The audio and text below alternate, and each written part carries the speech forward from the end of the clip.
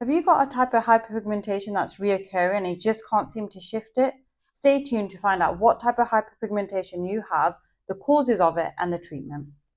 Hi, my name's Fiz, and I'm a licensed esthetician and global educator at Neo Elegance. So I offer the skin treatments here, and I see a variety of different clients, and I'm going to educate you.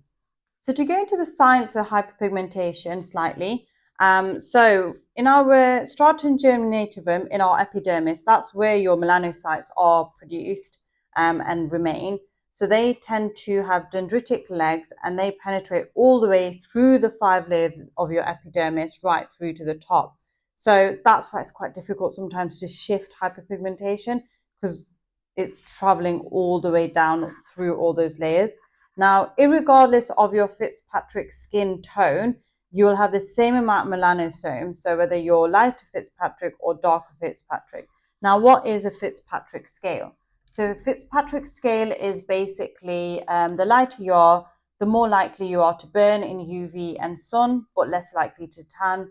Whilst the darker Fitzpatrick, the more likely you are to tan, but less likely to burn. So what does that mean? That means darker Fitzpatrick skins are going to suffer with hyperpigmentation more so than a lighter Fitzpatrick. So it's really, really important when you have a client come in, as soon as you see their skin tone on what scale they sit in the Fitzpatrick skin, you will already know that they're going to need different sort of products used on their skin to prevent post-inflammatory hyperpigmentation. So darker Fitzpatrick skins tend to have something called eumelanin, whilst lighter Fitzpatrick skins tend to have pheomelanin, which appears more as a reddish complexion, whilst eumelanin is more darker. So that's another thing to notice. Okay, so I'm going to go straight into 2 different types of pigmentation, which are really, really common. So there's hyperpigmentation in general, and then there's something called melasma. So they do manifest slightly different on the skin, but they are generally pigmentation of the skin. So there'll be patchy pigmentation that doesn't match up with your original skin tone.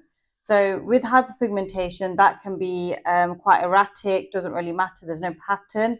Whilst with melasma, there is a slight pattern where it tends to be either the butterfly look on the nose and cheek area, the forehead, or around the mouth area.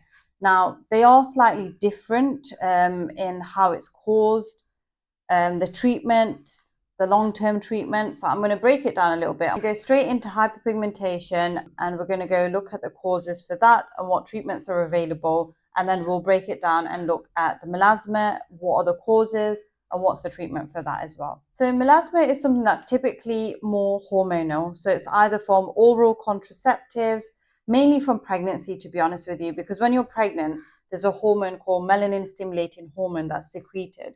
Now, that's there to protect you because you're carrying a baby. So it's all very clever. However, after 6 months of delivering, that tends to fade and the pigmentation will go back to normal. So you might notice a bit of darkening on the neck, on areas of the face where you think, whoa, I didn't have that before. Still wearing sun factor, a physical sun factor, but it's still appearing. It's normal, don't worry. If you're not wearing a sun factor during pregnancy, that can sometimes stick and stay on the areas where you've had the pigmentation. So even after 6 months of delivering, you'll notice that that's not shifting.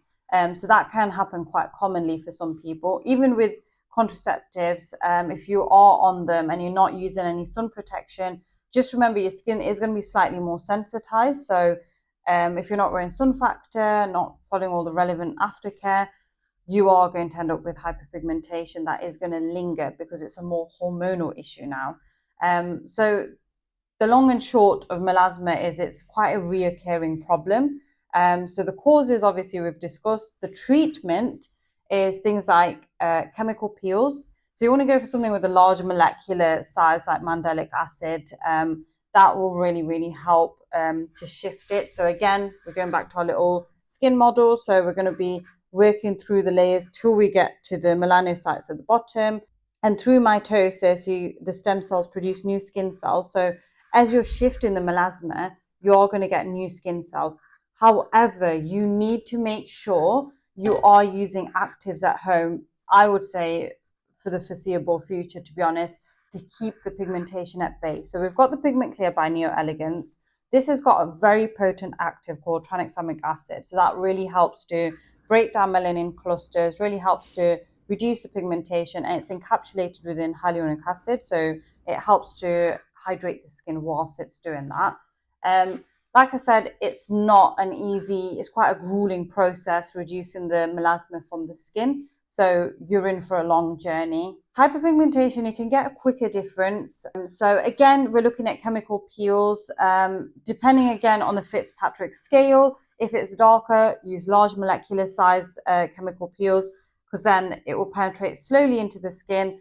You're not at risk of post-inflammatory hyperpigmentation. Whilst if you're lighter Fitzpatrick, you could probably get away with more deeper glycolic acids. The molecular size is so small, it will penetrate quite quicker, and you do get a quicker result. With hyperpigmentation, it's typically quite easier to treat because it's caused by inflammation. So obviously it could be UV ray again, it could be a form of hair removal, waxing, or you've had a treatment somewhere and there's been, you haven't followed the aftercare, so you've ended up with a bit of pigmentation from that. You can shift that. You would obviously, again, need to use a tranexamic acid at home by New Elegance just to help to get better results. However, you need to make sure you diligently wear sun factor for the foreseeable future, which you should be doing any Fitzpatrick, any skin condition, because that causes aging anyway, but it can also cause pigmentation, so just be mindful of that. So obviously, as I said, there is a massive difference between hyperpigmentation and melasma. Melasma is going to be a reoccurring issue. You will notice that in sunnier seasons that the melasma just keeps reoccurring, it's deeper and your skin does look quite different. Whilst hyperpigmentation is slightly different, where you can shift it, get great skin. It's just about maintenance. Other treatments that you can have done is microneedling. Now with microneedling, when you are going over the skin, you are mimicking a wound. So you get all your healing mechanisms come to sort of heal the area, but also you're breaking down melanin clusters manually. So anywhere you've got excessive melanin clusters, it will break that down. And also you can infuse cosmeceutical active deeper into the skin, so you get product absorptions increased by 300%, which is really, really good. So another thing you can do at home and in clinic, obviously in clinic, red LEDs will be very, very potent, but you can use them at home as well to just get accelerated results. So red LED is clinically proven to reduce and regulate melanocyte activity so that they don't become hyperactive. And that's actually scientifically proven. It was initially researched by NASA to assess how it would affect plants, and then they went into assessing how it would affect skin cells. So it's really, really good, really effective. And as you can see, it just slips on like so. So you can literally just crack on with your daily routines. It's pre-timed to 10 minutes. And you can also use a sheet mask underneath as well. So the main thing I would say, and the main takeaway from my video and advice would be to ensure what you do at home is paramount.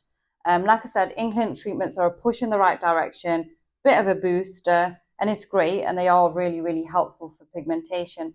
However, what you do, you're doing it every single day, impacts you massively. So making sure you use all the depigmentation solutions at home. So it needs to be active ingredients in your skincare. Also using red LED is quite beneficial as well in the Tri-Wave LED mask. The reason why red LED is really, really good for pigmentation is it reduces inflammation and it regulates the melanin production as well. Red LED is sort of a jack of all trades for LEDs because it does a lot of things.